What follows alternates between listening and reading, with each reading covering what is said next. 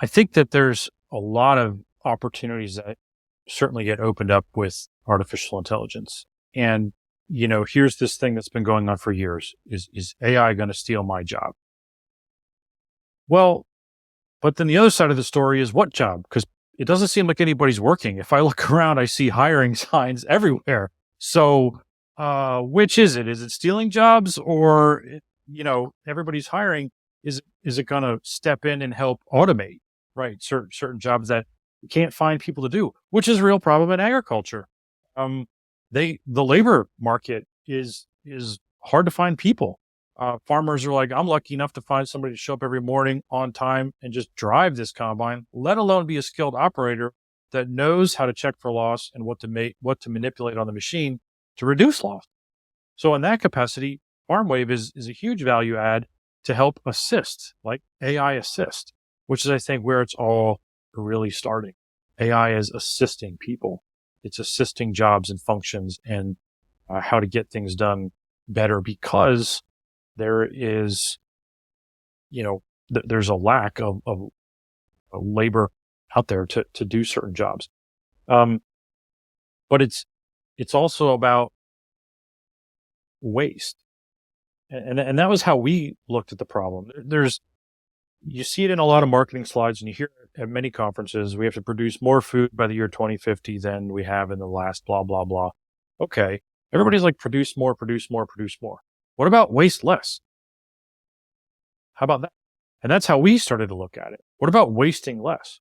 Because according to the statistics that we pull off the USDA website, after all the combines have gone through the field every year in the United States, and let's say just corn, we'll just pick one crop.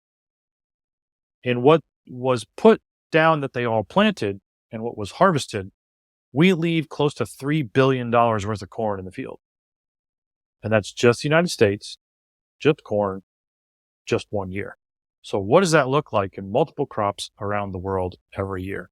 It's a huge number. So there's a ton of opportunity for artificial intelligence to help. Same thing in spraying. We see that, outside of what Farmwave is doing, we're seeing tons of people that are making strides in sprayer technology to spot spray and reduce the amount of chemicals that are used. And that saves right on the bottom line of the farmer. But what are the force multiplier value adds of that, in addition to just saving the pocketbook of the farmer? There's these other, force multiplier value adds that happen through artificial intelligence when you do something like that. I think that there's a ton of opportunity for that. The fear of AI is in a lot of ways, in my opinion, I think it's overblown in a lot of circumstances.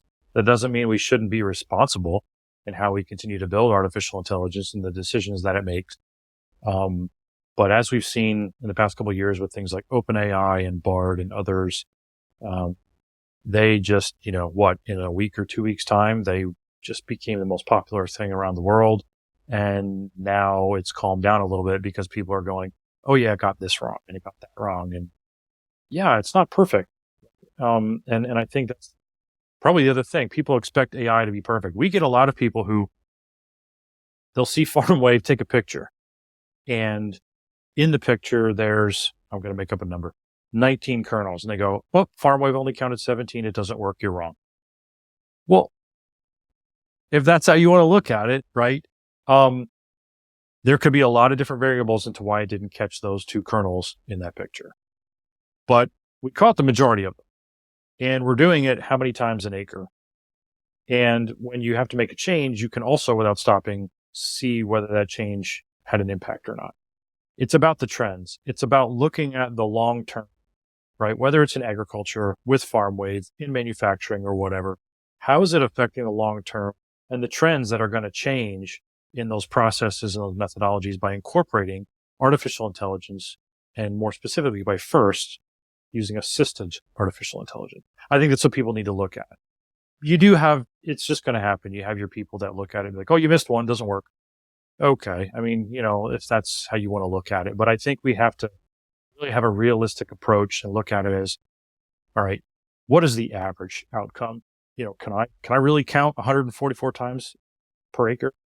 Do that. I have all day to do that. Can I take 12 to 20,000 images, a day? No. So I'm gaining a lot of value here by this. And I think that plays out in other industries and other technology solutions and so on. And by assisted artificial intelligence, you mean what's happening here? They're getting the artificial intelligence data in real time, and then they're actually making the decision to adjust their settings accordingly. Is that what you mean? Yeah. Absolutely. It's assisting them in real time without no more stopping, no more getting out to count, just keep going, and then, I made a change. It's going to take another picture in another 3 seconds. Let me hold off. 3, 2, 1. Did it go down? Okay. It looks like it's going down. Wait 3 more seconds. Okay. It's definitely going down. Okay. I'm going to keep going. I made this change, or it didn't. I'm going to make another change. And it's helping them, in real time. Yeah.